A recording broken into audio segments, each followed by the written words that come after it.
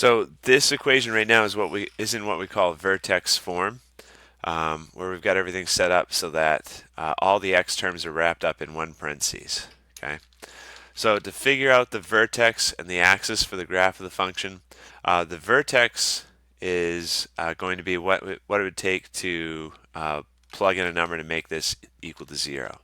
So x equals -2. That's actually the axis and the x location of the vertex. And you could think about that, what's the right word? I don't want to say anecdotally, but intuitively, that's the switching point, right? If you plug in x equals -2, you get out 0 for this term. If you plug in x equals -3, then you're on the negative side of the x-axis, it's getting squared to make it positive. If you plug in -1, the same thing's happening. Okay, so x equals -2 is right here. This is the axis of the quadratic function.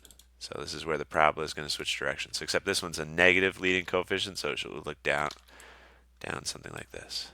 Okay, but we still need to find the vertex. All we found out what it takes to make make this term equal 0.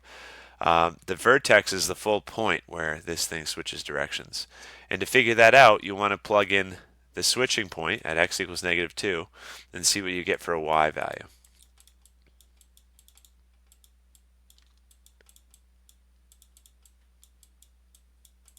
Okay, so this is 0. 0 squared is 0. 0 times -3 is 0, and -1 makes -1.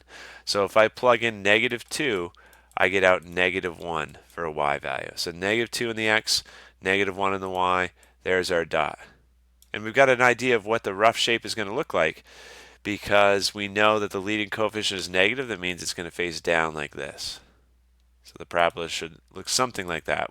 It could be more narrow or more wide depending on um, it's actually this number that really affects how narrow or how wide it is, but that's a rough sketch.